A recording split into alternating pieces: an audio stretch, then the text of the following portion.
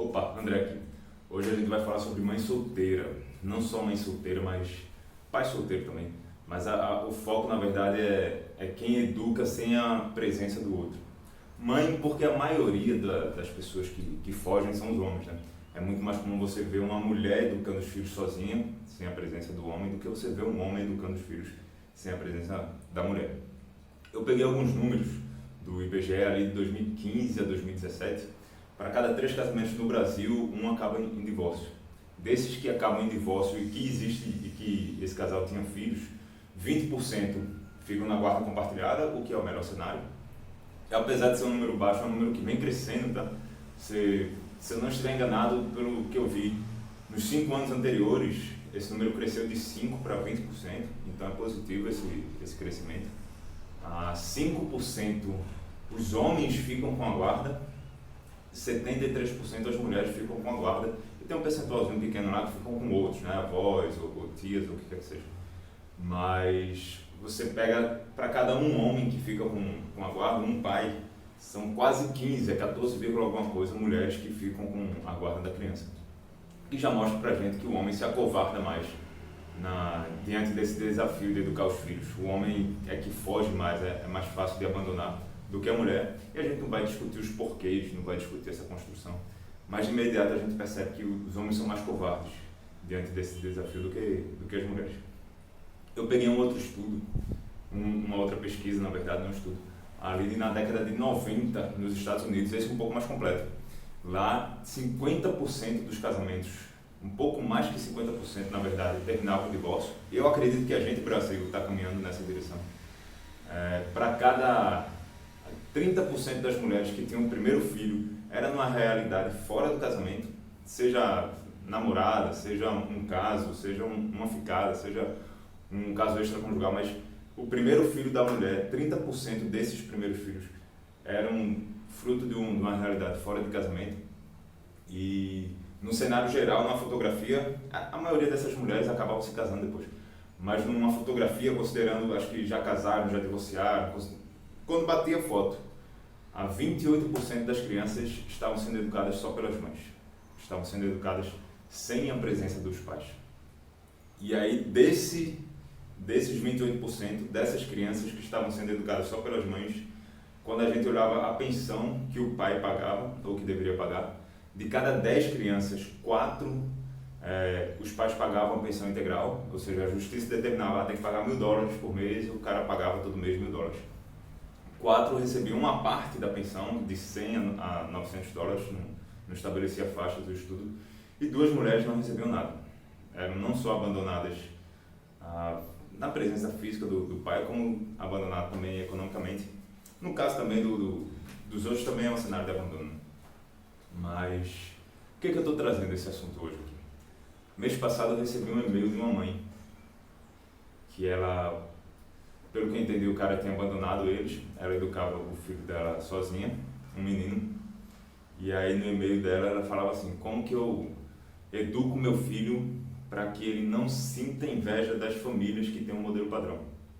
E eu entendo a preocupação dessa mãe, muito nobre inclusive, ela, pelo e-mail dela, pela forma como ela falava do filho, parecia ser uma mãe muito amorosa, uma mãe bem cuidadosa, bem dedicada. E naturalmente, a gente não quer que os nossos filhos sofram, a gente não quer que os nossos filhos sintam, nesse caso, um caso grave, né, que é o sentimento do abandono. E a questão dela era, como que eu faço para que meu filho não sinta esse abandono? Apesar de ele ter sido abandonado pelo pai, mas como que eu faço para que quando ele olhe para uma família que tem lá o pai e a mãe, tem um modelozinho padrão, que ele não deseja aquilo? E por mais nobre que seja, não tem como, né? Eu lembro, eu respondi mais ou menos para ela, falei, olha, isso que você está querendo, desculpa, mas não existe. Não é que não existe, mas vai contra a nossa natureza.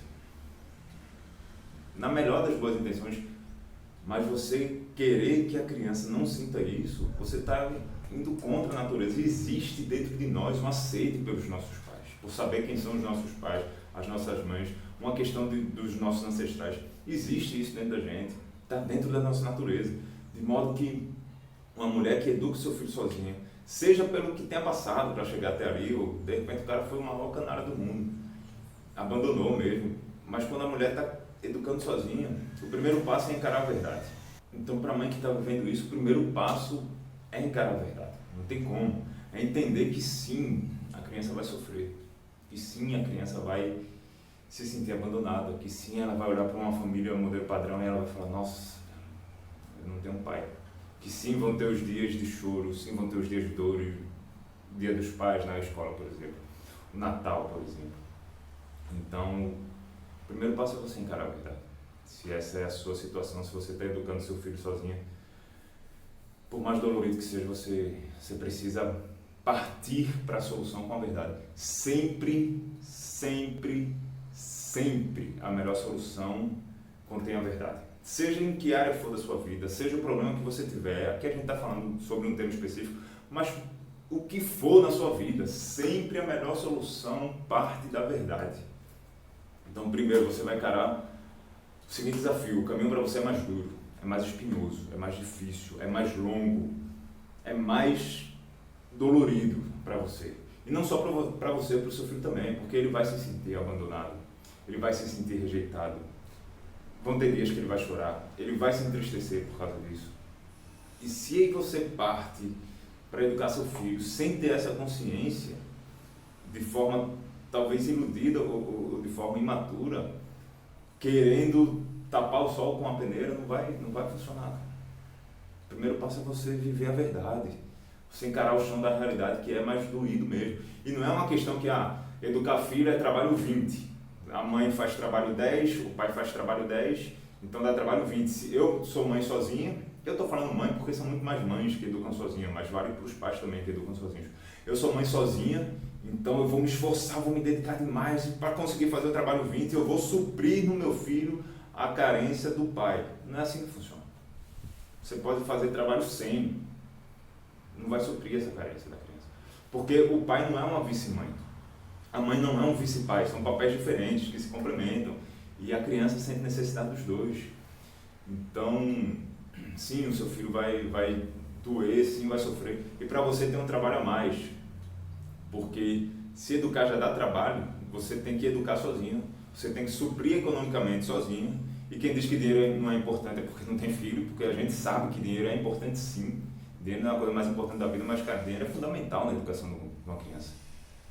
A gente precisa de dinheiro para dar uma boa educação, para dar uma educação de qualidade para os nossos filhos. Então você precisa do teu trabalho de educar, você precisa do teu trabalho de suprir economicamente. E somado a isso, você tem um trabalho que a família modelo padrão, vamos dizer assim, não tem, que é o trabalho de lidar com o sentimento de rejeição. Você tem um trabalho extra. O sentimento de rejeição não só do seu filho, mas talvez também em você o sentimento de rejeição. E às vezes tem algumas mães que caem nessa tentativa de querer suprir a falta dos pais, fazendo o trabalho 20, amando demais os filhos, se é que existe limite de amor para os filhos, mas tenta suprir isso e se sentem agredidas quando a criança quer saber do pai. Acham que os filhos são ingratos. Seus filhos não são ingratos, isso só faz parte da natureza dele, assim como faz parte da sua, como faz parte da minha também. Então o primeiro passo, não se sinta agredida com isso. Ao invés de você querer rejeitar, abrace isso no seu filho. Entendeu? Às vezes, algumas mães falam... Se uma mãe fala para o filho que ele procurar o pai está fazendo mal para ela, que ela se dedicou tanto e ele não reconhece, ela está fazendo mal para a criança. E está fazendo mal para ela também. Então, primeira coisa, tire isso da sua cabeça. Se você pensa assim, sim, o seu filho tem essa natureza. Sim, para você vai ser mais difícil, para o seu filho vai ser mais doído. Mas isso não quer dizer que você não possa criar um ser humano extraordinário. Vai ser um caminho mais árduo, mas isso não quer dizer que você não possa conseguir. Inclusive, tem muitos homens, muitas mulheres, realmente homens, no que significa ser homem, que foram educadas só pela mãe ou só pelo pai. E tem muito moleque, tem muito canalha, tem muito patife por aí, tem muito bandido que foi educado por pai e mãe. Então não é isso que determina, isso facilita ou dificulta, dependendo da perspectiva, mas não é o que determina. Sim, você pode criar um homem extraordinário, você pode criar um cara que nunca permita com que a família passe pela dor que ele passou, um cara que porque foi abandonado ele abrace, ele se torna uma pessoa muito mais atenta à necessidade dos outros. Você pode fazer isso. Então, cuidado para não cair nessa armadilha de tentar fazer o papel do pai e mãe ao mesmo tempo. Alguns acabam caindo nessa armadilha e acabam estragando os filhos, né? Acabam super protegendo. Não é esse o tema do nosso vídeo, mas cuidado com essa armadilha. Não se sinta agredida, não se sinta ofendida. Se por mais que você se esforce, o seu filho sinta a necessidade de conhecer o pai, isso faz parte da natureza dele, abrace isso. Encare a verdade, viva no chão da realidade. Então, primeira coisa, não minta. Lembra? A melhor solução sempre passa pela verdade. Sempre parte da verdade. Não minta para o seu filho. Lógico que você não vai chegar para uma criança de 4, 5 anos de idade, 8 anos, não sei quantos anos tem seu filho, e vai escancarar a verdade. Você vai falar de maneira lúdica. Mas o lúdico é a verdade contada na linguagem que a criança pode entender. Ou quem quer que seja, que esteja recebendo a mensagem que possa entender. Então, por exemplo, não diga para o seu filho que o pai dele morreu, se não é verdade. Imagina o seu filho passar a vida inteira ouvindo de você que o pai dele morreu, quando ele chega nos 12 anos de idade, ele descobre que é mentira. Você fez isso para proteger o seu filho, porque o pai dele era um canário, era um patife, porque abandonou, ou não, de repente é um outro cenário, você adotou e fala que é filho natural, ou você fez fertilização e fala que o pai morreu, enfim. Você tem que falar a verdade para o seu filho de uma maneira que ele entenda. Imagina uma criança, quando chegou nos 12 anos de idade, ela descobre que um assunto importantíssimo sobre o pai dela, a mãe mentiu a vida inteira para ela. Por mais que essa mãe tenha querido proteger a criança, por que essa criança vai confiar nessa mãe? Qual o motivo? Se a vida inteira dela, a mãe contou uma mentira sobre um assunto tão importante para ela. As chances são grandes de você perder a confiança do seu filho. Você afastar o seu filho, porque uma hora a verdade vem à tona. Uma hora o que está encoberto é descoberto. E se você mente para o seu filho, você está afastando ele de você. Por mais que você queira protegê-lo, pense numa maneira como você pode conversar com ele, de uma forma lúdica, mas a verdade. Em doses pequenas, na medida que seja de acordo com a idade dele. Mas a verdade. Primeira coisa, não minta para o seu filho, fale a verdade para ele. Segunda coisa, o ideal, o cenário ideal é que você arrumasse uma outra pessoa. Até por você, né? Porque é um trabalho pesado demais educar um filho sozinho. Eu sempre cito um estudo que foi feito em Harvard por 70 anos, quando foi feito o corte, continuou sendo feito, não sei se até hoje é feito ou não, mas fizeram um corte e esse estudo se propunha a dizer o que faz as pessoas serem felizes e saudáveis. E acompanhou 700 pessoas, se não me engano, por 70 anos, e descobriu que é a qualidade das relações, mais do que alimentação, mais do que esporte, mais do que exercício, o que faz as pessoas serem felizes e saudáveis ao longo da vida é a qualidade das relações dela. E eu não estou dizendo que exercício e esporte não é importante, é importantíssimo, tá? Mas nós somos seres de comunidade, nós somos seres que precisamos nos relacionar. E educar uma criança é um trabalho pesado demais. Algumas mulheres acabam ficando amargas por fazer todo esse trabalho sozinho. Então você precisa se relacionar. Esse estudo fala o que há milhares de anos está escrito, né?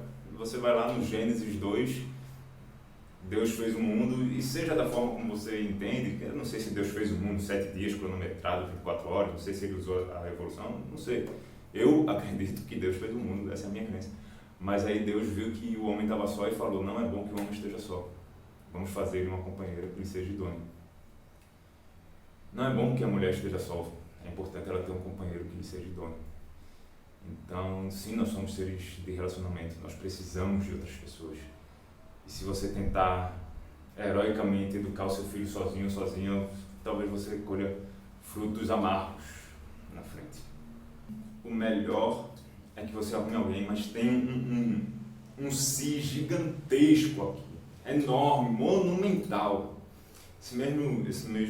Essa mesma pesquisa que foi feita na década de 90 lá nos Estados Unidos, ele mostrou que os madrastas também, né?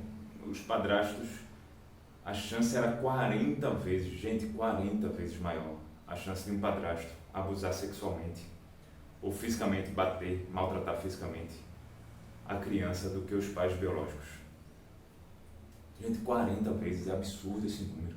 Quando eu vi esse número, eu falei, cara, meu Deus do céu, como é que pode? 40 vezes mais.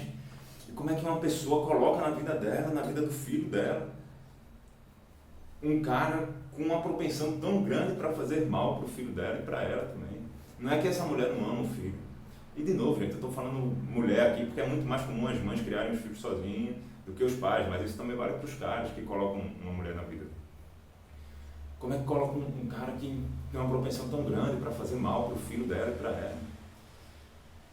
E tem algumas alucinações minhas, eu vou dizer assim. Essa pesquisa não trazia nenhum estudo, não trazia nenhuma conclusão, mas a partir da minha perspectiva de mundo, eu tenho algumas observações que eu faço que podem levar para esse cenário. Imagina uma mulher que está num casamento, e esse casamento só existe no papel, né? Mas já está desfeito há 2, 5, 10 anos, cara, ela já está carente, e aí ela sai desse casamento às vezes machucada, às vezes doída, e quando se encerra o vínculo contratual, mas que dentre eles já acabou há muito tempo, ela se libera para uma nova relação e acaba fazendo mais escolhas. No meu tempo de universidade, vou contar uma história aqui. Eu tinha lá os meus 19, 20 anos de idade e tinha uma menina que era uma menina muito bonita. Realmente ela tinha uma beleza de chamar muita atenção. Muito bonita, gente boa, agradável, cara. Foi uma menina doce, simpática. Ela tinha um namorado e era fiel ao namorado, leal, não abria espaço para ninguém. Ela conseguia ser uma pessoa agradável, simpática, sem dar mole para os caras. E tinha um amigo meu que era apaixonadinho por ela. Só que, como ela tinha namorado, a gente respeitava. O namorado dela não morava aqui na cidade de João Pessoa. E aí, um dia ele viajou, ele veio pra cá e foi ver que a gente conheceu o cara. E quando a gente conheceu o cara, um cara egoísta, grosso, mesquinho, maltratava a menina. E vez ou outra ele vinha pra cá, às vezes ela viajava pra morar numa cidade mais ou menos próxima daqui. E às vezes que eu a vi triste, não posso dizer que todas, mas a maioria das vezes que eu a vi triste, eu lembro de uma vez vê-la chorando, era quando o cara estava aqui, na cidade.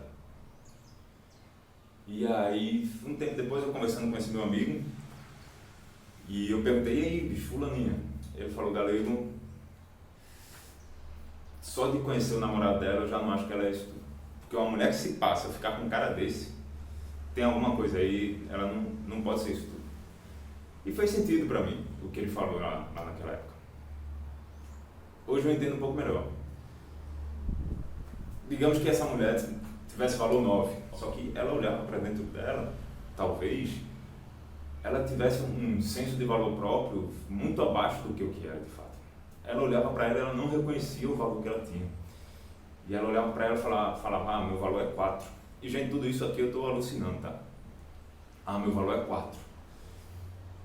E aí ela se passava de ficar com o cara, de se relacionar com o cara por anos. Um cara valor 4. Um cara que não tratava ela da forma como deveria ser tratado. E às vezes a gente sai de um relacionamento, voltando para o cenário da gente, imaginando essa mãe que saiu de um casamento e saiu tão doída, tão machucada. E não só isso, às vezes está tão carente, mesmo dentro do relacionamento, mas esse relacionamento já acabou faz tempo, na verdade, no coração, só não acabou contratualmente.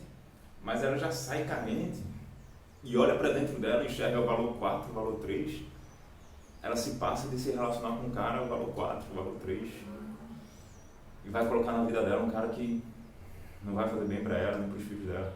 Então, sim, o melhor cenário é que você se envolva, mas talvez você precise se tratar antes. Talvez você precise olhar para dentro de si e reconstruir algumas coisas dentro de você. Eu não sei o que, talvez o evangelho, o real evangelho resolve isso na sua vida, tá? Mas você pode vir com um psicólogo, você pode fazer um tratamento com um psicólogo, com um terapeuta, com um coach, com bons livros lhe ajudam com isso, bons cursos, boas palestras lhe ajudam com isso. Mas você precisa fazer uma jornada para dentro de si, para se curar de algumas demandas que talvez tenham que ser curadas, para se tratar de algumas questões que talvez tenham que ser tratadas, para daí sim você partir para fora e daí sim você colocar alguém na sua vida que você não faça parte dessa estatística dos 40 vezes mais chances do cara abusar sexualmente ou fisicamente do seu filho. Então sim, o melhor é que você se envolva com uma nova pessoa. Não é bom que a mulher esteja só, é bom que ela tenha um companheiro idôneo, mas antes disso você precisa se tratar. E até lá, André, poxa, e não é uma jornada de uma semana não, tá, gente? Talvez seja uma jornada de 1 ano, talvez seja uma jornada de 5 anos, eu não sei, cada um vai ter seu tempo. Mas até lá a criança vai ficar sem a referência masculina, que é importante sim para o menino, para a menina ter a referência do homem. E ter a referência da mulher também. Tá? A gente está falando de mãe aqui, né? Mas para o homem que está criando os filhos sozinho é a mesma coisa. É importante a criança ter a referência da mãe também, assim como do pai. Você pode ter outras pessoas que podem ser essa referência masculina para o seu filho. De repente seu pai, se tiver condições, o avô da criança, um irmão seu, o padrinho, um amigo mais chegado que irmão, alguma pessoa próxima pode assumir esse papel, não de ser o pai, mas de ser a referência de homem na vida da criança. E isso pode ser muito válido, pode acrescentar demais para a criança. Até você resolver as suas questões internas, até você se relacionar com alguém que venha contribuir, porque pior do que sozinho, pior do que uma criança que não tem uma referência de pai, que não tem alguém criando, é uma criança com uma má referência de pai. Você colocar alguém na sua vida que seja negativo é ainda pior do que deixar o seu filho sem essa referência.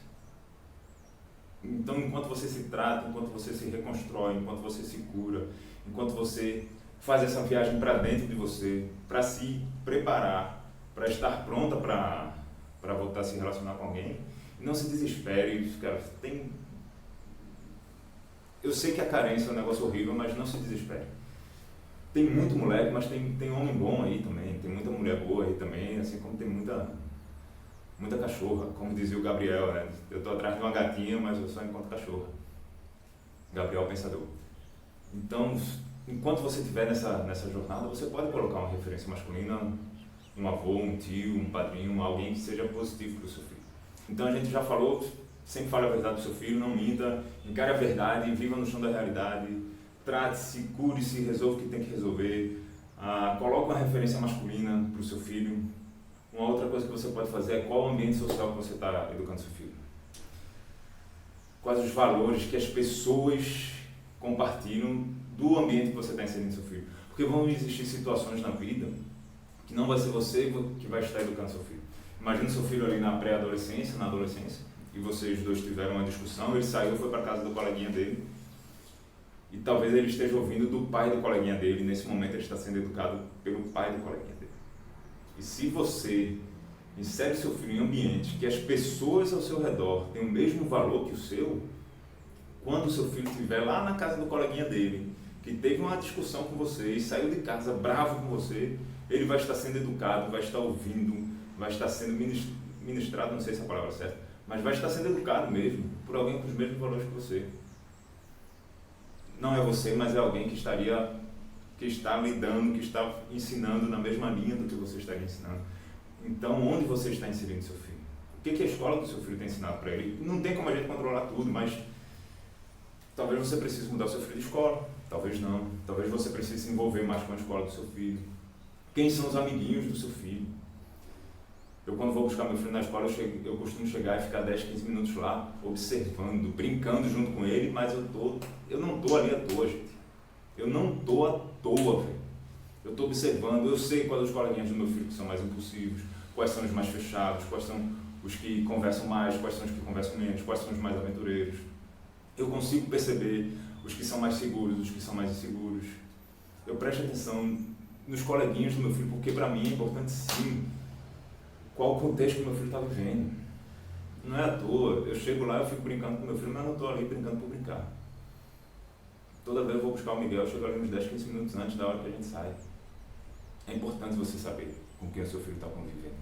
É importante você saber o que estão ensinando para o seu filho. E é nesse momento que as igrejas fazem parte. Eu levo meu filho para a igreja, dia de domingo. A gente sai da igreja e pergunta, e aí filho, o que foi que a professora ensinou na salinha? Vez ou outra a professora falou, a tia, como eles chamam, contou uma lorota lá, falou uma besteira que eu reconstruo com o meu filho.